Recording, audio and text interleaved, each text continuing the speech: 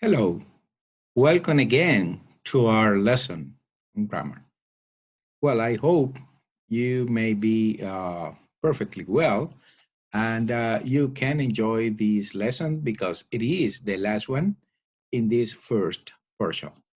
So I suppose that you would be, let's say, eager to have your quiz and your tests, but to get good results during this period, we need to know grammar.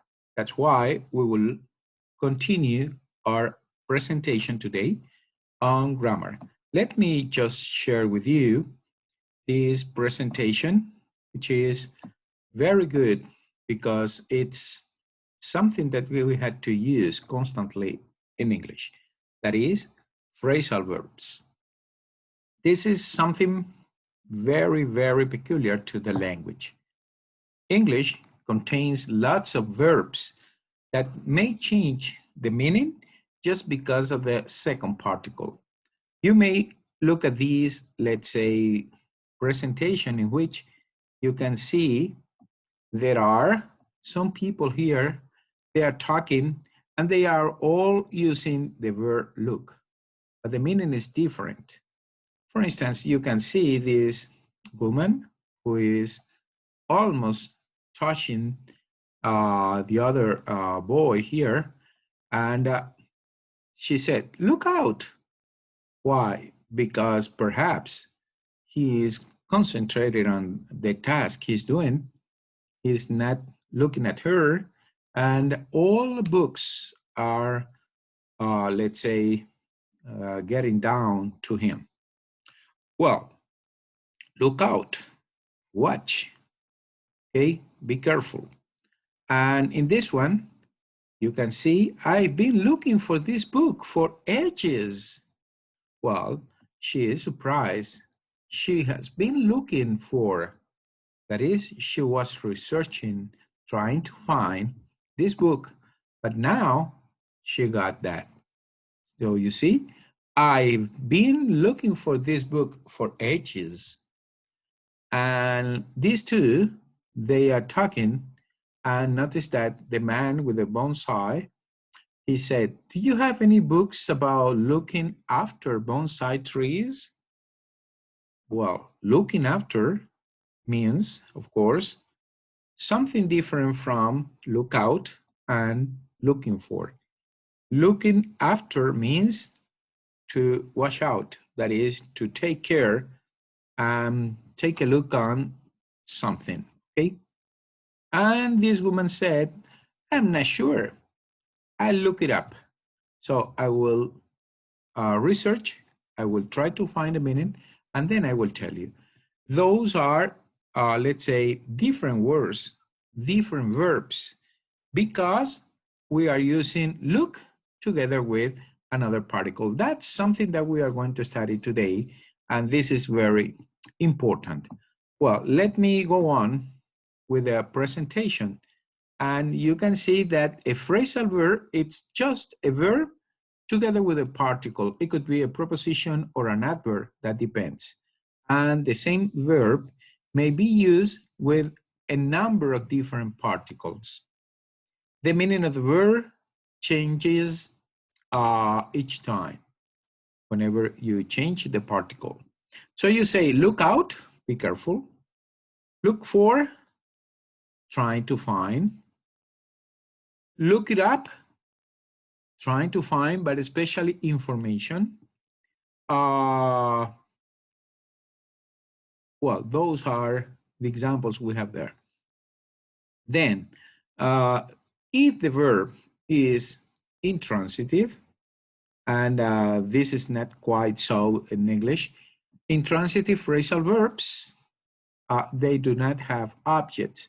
So with phrasal verbs, there are not so many, let's say like this. What we sometimes have is transitive verbs in which we may separate the different components of the phrase. But when it is intransitive, well, what we can see is that they are together in the same position. First, we got the verb, and then we got the particle. Okay, so when you say shut up, that means keep quiet, but you cannot add any other thing. You cannot change the order of these elements, okay? Or I got up late, okay? I wake up, then woke up in the past. He slept on through all the noise. Notice that in all those cases, we cannot change the order. We have, in those cases, the intransitive verb because you don't have any object that responds to this verb, okay? What we may have is just other complements, like in the case, I got up late. Late is a complement in which you are mentioning something related to time. Then, in the case of transitive verbs, well, we can find that many phrasal verbs are transitive, and that's why they need an object. In those cases, transitive verbs can be separable or inseparable. That depends. Let's take a look. With separable phrasal verbs, the object can come either before or after the particle. We can say, look up bonsai on the computer. Or you can also say, look bonsai up on the computer, because they are, let's say, changeable in the sentence. If the object is a pronoun, it must go before the particle. It's a rule. Never put it at the end. You have to say, look it up on the computer, okay? But not look up it on the computer, because that's not possible. Then common separable phrasal verbs include a lot of, let's say, possibilities. I'm going to show you later the most important ones, but here you have some of them.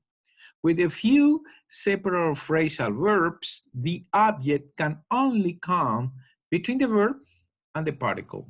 And that's also fixed. It's a rule. We say, I'll call the customer back.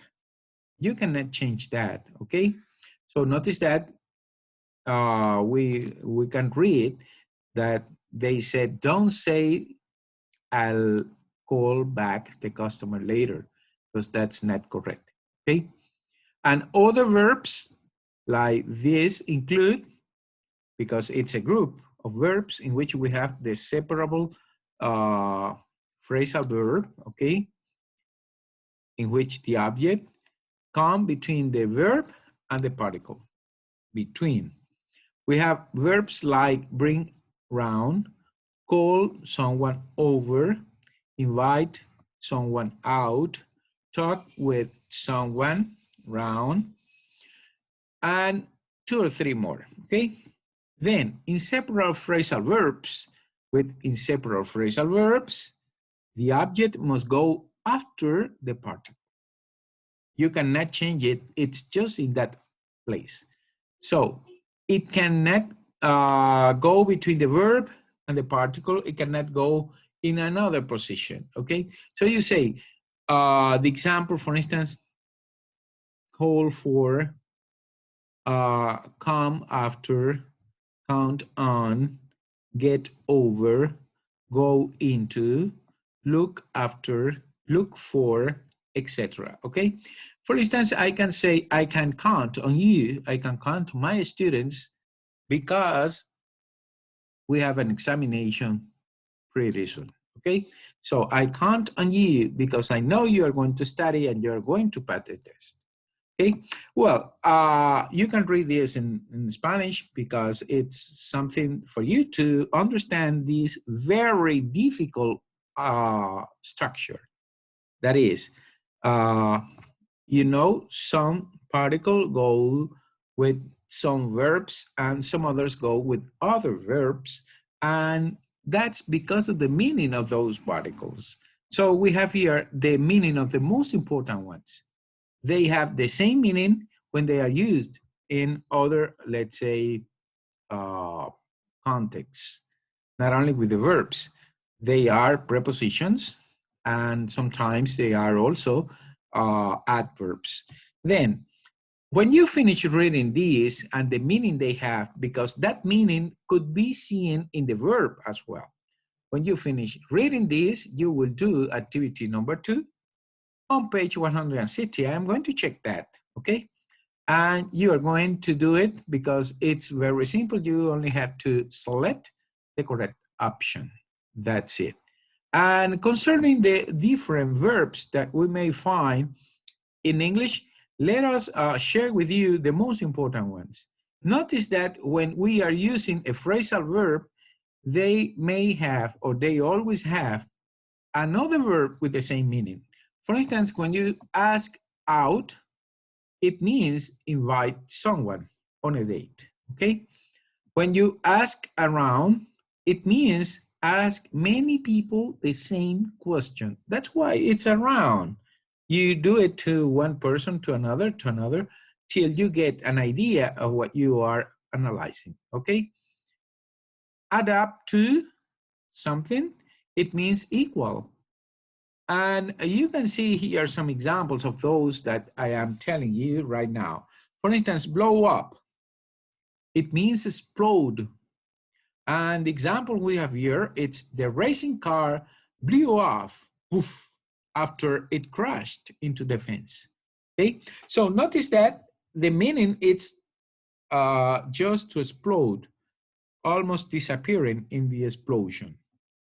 Then back up, it means to reverse, to support, to support somebody, no? And in that case, you may have the example, my wife backed me up over my decision to quit my job, okay?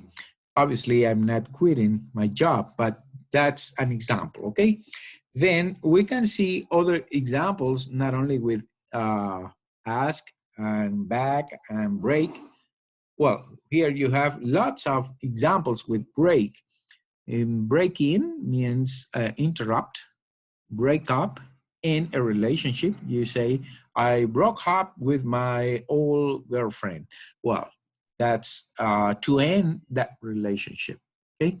And the same with others, which are very famous, very important to, let's say, use them in the language. But which is the, let's say, the rule to use them? Well, usage. There is no other form that to use them in context. So you have to practice. Instead of saying escape, you can use that into a sentence with that meaning. I am going to escape from prison, okay? Or the prisoners escaped from prison, right? I can also say that using breakout. So I will say, the prisoners broke out from jail, from prison, okay? So notice that the example we have here is just that one. The prisoners broke out the jail when the guards weren't looking, okay? So let's see other examples like cut in, do over, figure out, and I love it because figure out means understand. And this is a very common phrase that we sometimes use. I can't figure out what that means. That is, I can't understand the meaning of that word or that phrase, okay? Feel something out, get away, get up. Well, we normally use get up. Give up, okay? I give up. I will stop trying. I will almost surrender, okay? Go up, hand in, pick up, you know that. Pick out, this one means choose. Pick out carefully the item. Pick the item out. Okay. Sorry. Then we may see another very important aspect in the language, that is the verb patterns. Whenever we are going to use one verb together with another one, we have to follow different rules. It's not, let's say, common to use it in the way we please, okay? or it's not possible. Then we have here some examples of different sentences. I just want you to take a look at them. Let's see. He can't afford to miss this one. Suppose that the person who is going to kick the ball is, well, I'm not going to mention any, but you know, one of the best player. You can say, he can't afford to miss this one. This one, for sure, will be, let's say, score, a goal. Then, we missed saving the last one. We missed saving the last one. If we lose the match, they'll all blame him for not saving this one. Look at that. Okay, I want him to dive to the left. That's something that you have in mind. He should think about diving to the right. No, that's something wrong. You better do it to the right. I think he means to stay where he is.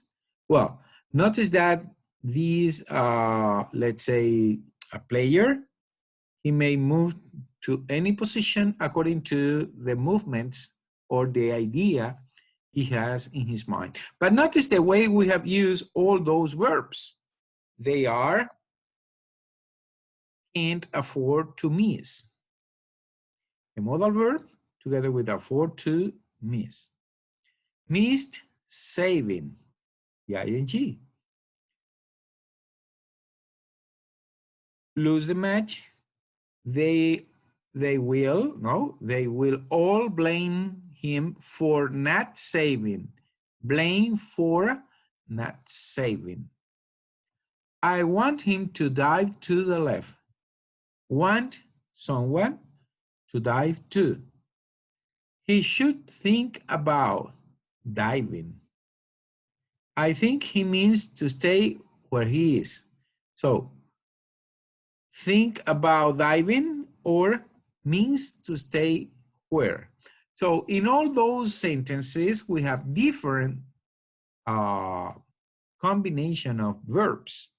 And that's what we are going to analyze today under this, let's say, heading, verb patterns. Well, when one verb follows another one, it's normal that we use a different pattern. That's why we can use verb plus to infinitive. That's the case, afford to take. Or the verb together with an object plus a to infinitive. And that's the case of verbs like expect, fail, pretend, seem, tend, and want.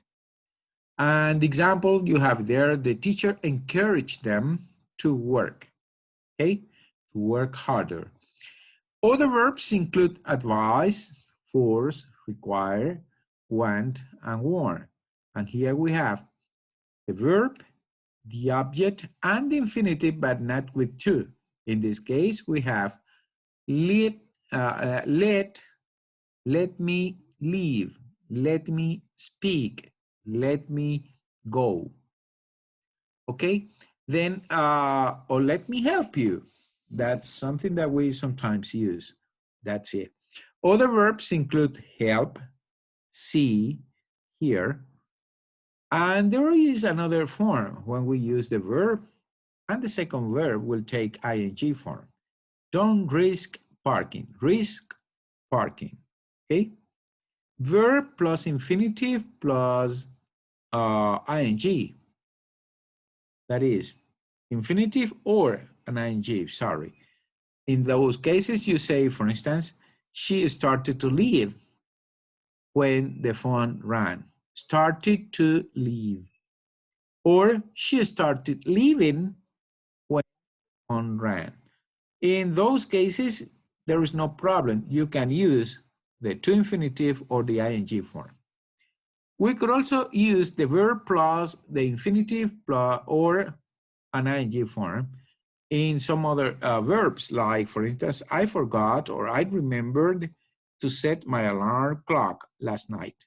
Or I forgot or I remember setting my alarm clock last night.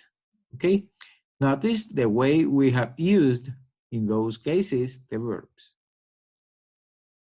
With the case of mean, regret, stop, and try, we sometimes say that together with a preposition. For instance, the verb plus a preposition will include another verb with ing. That's a rule. Whenever you use a preposition, after the preposition, the verb will take ing. The case you have it there, the customer complained about receiving the delivery 2 months after the order. Notice that we say complained about. About is a preposition, that's why you had to use ing in the main verb. Other verbs include insist on, relied on, succeeded in, think about, think of, worry about, and in those cases, we say the neighbor, this is the example, accused him of throwing rubbish into his garden. And in this case, we had added a direct object. That is, accused who? Him. Okay? Of what? Of throwing rubbish into his garden. In that case, we have the two objects, direct and indirect objects. Okay? Other verbs include blame, for, criticize, for, discourage, from, prevent, from. And notice that you can see there that sometimes we can place a person there, okay? Someone who may be the person who received the action. In that case, we can say, for instance, let's see, don't blame him for his, let's say, mistake, okay? Don't blame him for, and in that case, you have the person who had been receiving the action, and then the cause of that action, okay? Then, we also use sometimes the verb plus a clause. That clause. In that case, we say sometimes that that clause can be used instead of the infinitive with ing, okay? The infinitive or the ing. And that sometimes is omitted, you know that. For instance, this is the example. The film director, the film star, okay, claimed to be ill. The most important player in the team claimed to be ill. The meaning is the film star, the best player, claimed that he or she was ill. So notice the way we arrange the different, let's say, structures in the language. However, it's not possible when we say something like this. He wanted me to come, not he wanted that I come. That position, it's very important in those phrases. Well, we sometimes can use the perfect or the passive forms with these, let's say, combinations. And here you have some examples. For instance, I hope to be awarded first prize. Or I don't like being lied to. That's normal for every person, but especially for teachers. And the last example we have here, they regret being found guilty. Well, those are very important examples that we may practice in the different structures that we can use when we speak or write in English. This is the exercise that I just want you to do. You can read it in the presentation, and then you can do it in your notebook, okay? You write the words in the correct order. They are not in the, let's say, logical order, you know. And here there are some, they said there are two, in which it's possible to write two different forms. Remember that that's what we had studied. Some verbs will take ing form. Some other verbs will take the to infinitive. Some other verbs need an object in between. And some other verbs may take, let's say, that clause, okay? There are some other possibilities, but you will read them and will try to do it. For instance, the first one, it's already done.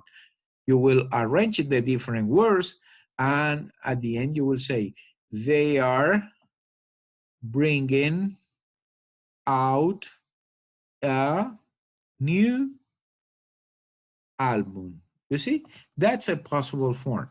But there is a second possibility with this first one. We can also say they are bringing a new album out. Why? Because you have learned some minutes ago that bring out could be, well, together with, like in the first case here, bring out, and then the noun. Or you may use the noun in between the verb and the particle. Well, that's it. Good luck with this exercise. And the second exercise is just for you to write the words in italics in the correct order. Only the words in italics. Like in this case, a brilliant idea with up, it's not possible. Okay? Up with a brilliant idea, that's it. Okay? Well, that's the second exercise. You just arrange the words. And this last exercise, well, in this exercise number 3, you choose the correct verb pattern.